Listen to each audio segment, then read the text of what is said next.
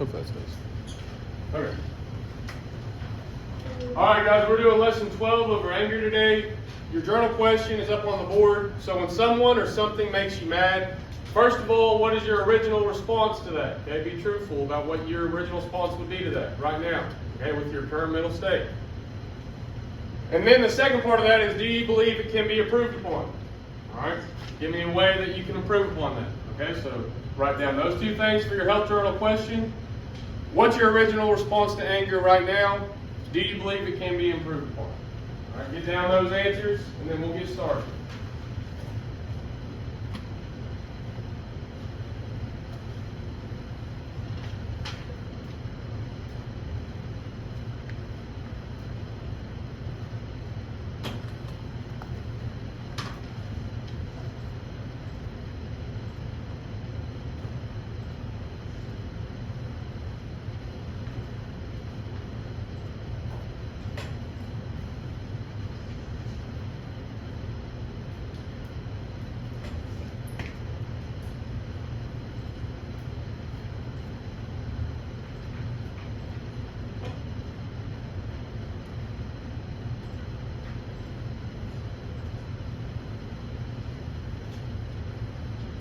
Okay, guys, we're going to go ahead and get started.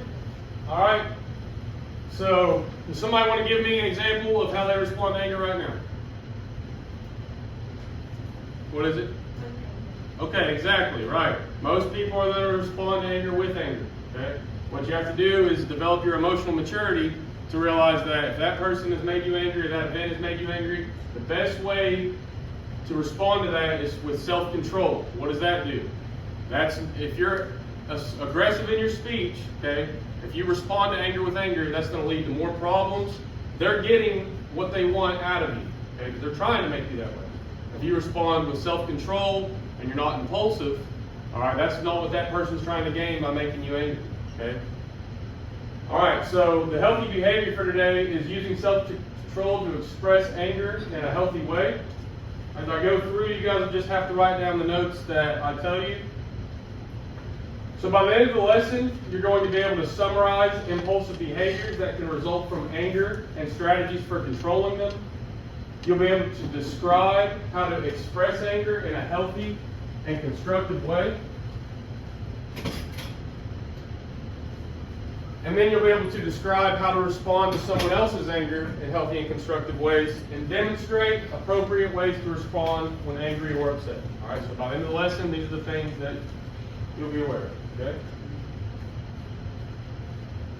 All right, so first note, what does it mean to act impulsively? Before I give you guys the definition of it, okay, somebody give me their definition. What does it mean if you act impulsively? Out of, you don't think before. Exactly, that's it. You just don't think it through. Your immediate response is what you go with. Okay? You don't take time to assess the situation or anything like that. You're just reacting. All right, that's active impulsiveness. So, this first note right here is the one you need to have down. Okay, so this is going to be the definition of acting impulsively that'll be coming up on your guys' quiz. Okay, so acting impulsively means acting in the heat of the moment without thinking about consequences. So it's your immediate reaction. You haven't assessed the situation and you're not thinking about what is going to result from your actions.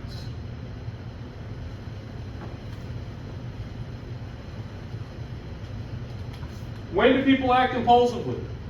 It usually occurs in response to an event that causes strong emotions. Okay? More than likely, that emotion is going to be anger. Anger is the emotion that's going to make people act impulsively the most. So get down this first one, then we'll move on.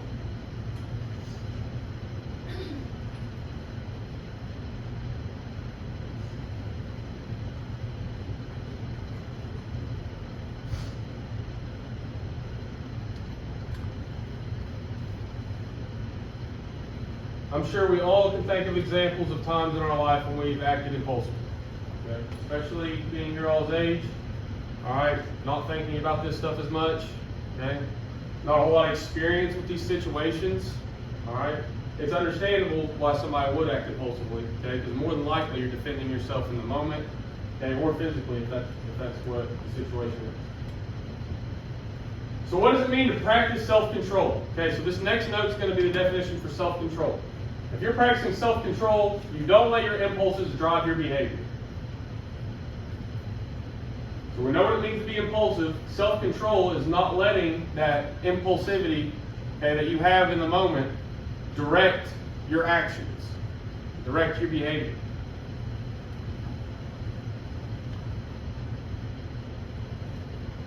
This doesn't mean that you don't respond to the situation. This just means that you respond to the situation in a way that's going to be most positive and beneficial for you. If you act impulsively, that may not be the case. You could make a mistake. If you use self-control, you're going to respond to that situation in an entirely different way. You're going to think it through. You're going to come up with what's the best solution, most positive solution for me.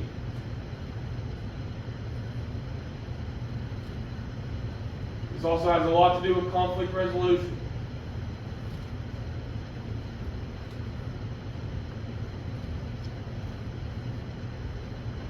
Okay, so when we talk about controlling impulses, so that should be your next note, this heading right here, controlling impulses. And then you're going to want to write down these 5 things. Okay, so these are good ways if I'm about to act impulsively, if somebody has made me mad, okay, and I'm about to react to it, these are some ways to stop and think. Notice the impulse. First, you got to become aware of it. Stop and think before you act.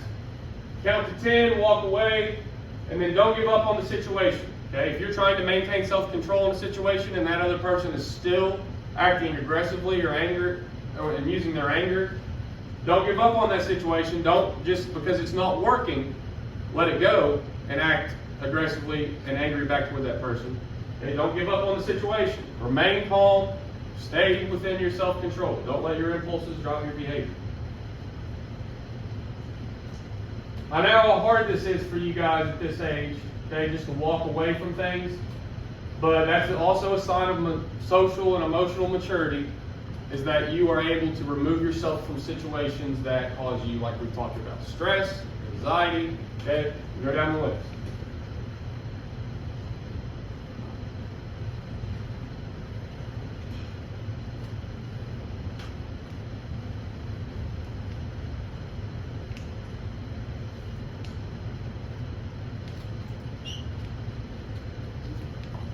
Alright, I'm going to move on. Okay, so for dealing with anger, alright, some of this is review for us, so we're not going to write it all down. But we are going to write down the first 3 up here. Okay? So this is how, if you're somebody who's quick to respond, quick to anger, quick to be impulsive, okay, these are some things that you can implement in your life in order to avoid that feeling. In order to avoid those situations, because we can all agree those situations, nobody enjoys them. They usually almost always have a negative outcome. They're going to hang with you the rest of the day, maybe days after. Okay? Not a great thing for our mental and emotional health. So what are we going to do to deal with that anger? Minimize triggers. Again, a trigger is a stressor. Okay? It's something that makes you react a certain way. It's something that makes you feel a certain way. We all need to be aware of what our triggers are personally.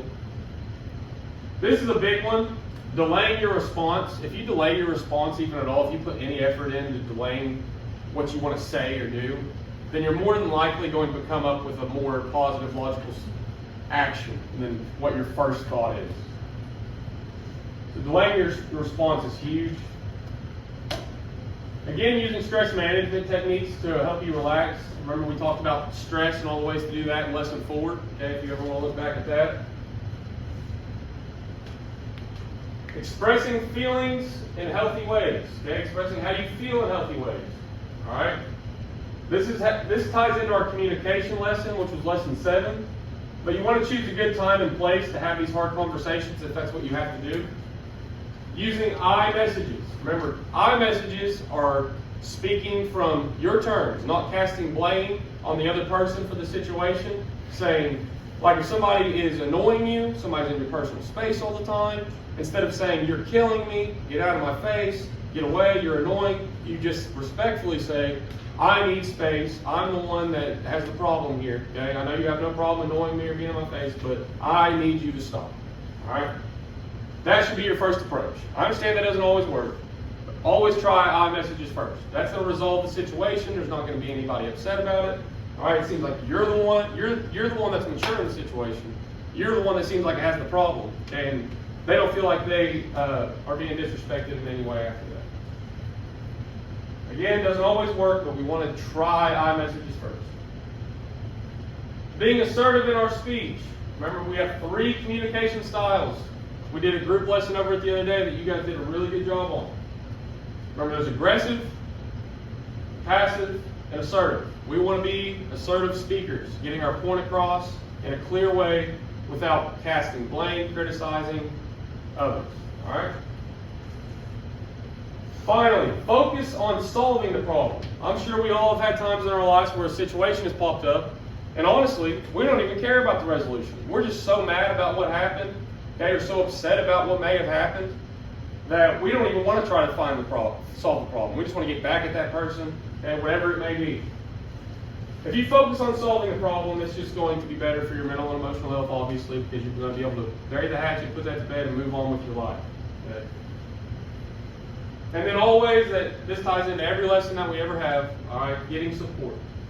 Okay? You need to be able to identify the people that can support you, and you need to be willing to reach out.